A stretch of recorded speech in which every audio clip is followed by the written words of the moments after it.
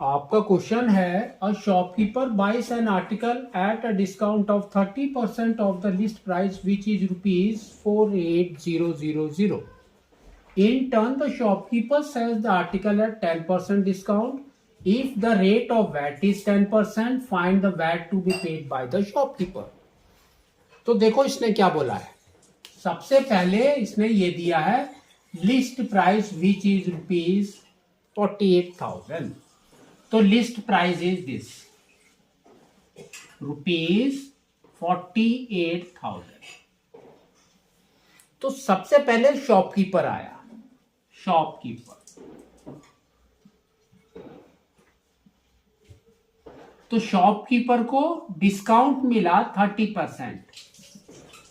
तो इसका प्राइस कितना हो जाएगा जिसके ऊपर वो वैट देगा। तो सबसे पहले निकालेंगे 30% ऑफ 48,000. तो ये हो जाएगा आपका, देखो 30/100 ऑफ 48,000. तो this is equal to, we can say 2 zeros, 24, 2 carry 40. ठीक है, तो इतना डिस्काउंट मिल गया। तो that means 48,000 minus this 14400, that is equal to 2 zeros,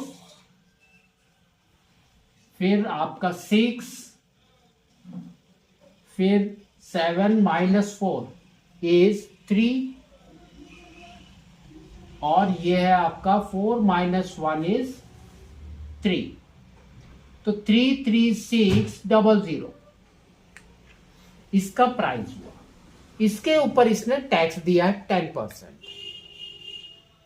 तो टैक्स अमाउंट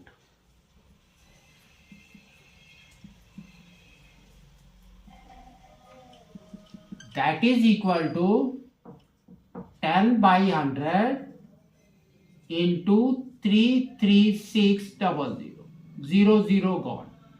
तो ये आपका जो टैक्स अमाउंट है वो आ गया 3360. इतना शॉपकीपर ने टैक्स दिया। ठीक है ना।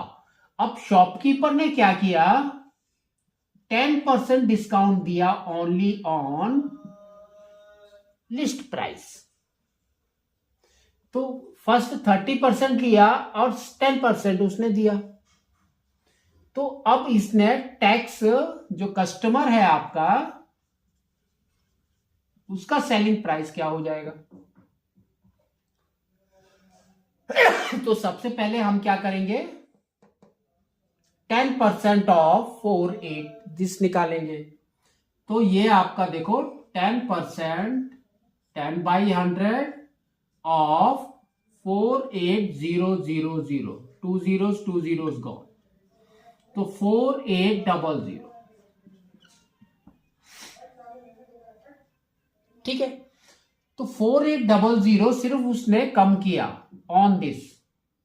तो इसका कस्टमर का प्राइस कितना हो गया, 48,000 माइनस 4800। तो 2 zeros गॉन। इधर हो गया आपका 2, ये हो गया 3, ये हो गया 4। तो 43200 के ऊपर जो ये आपका कस्टमर का प्राइस बन गया, इसके ऊपर इसने टैक्स दिया। तो कस्टमर का टैक्स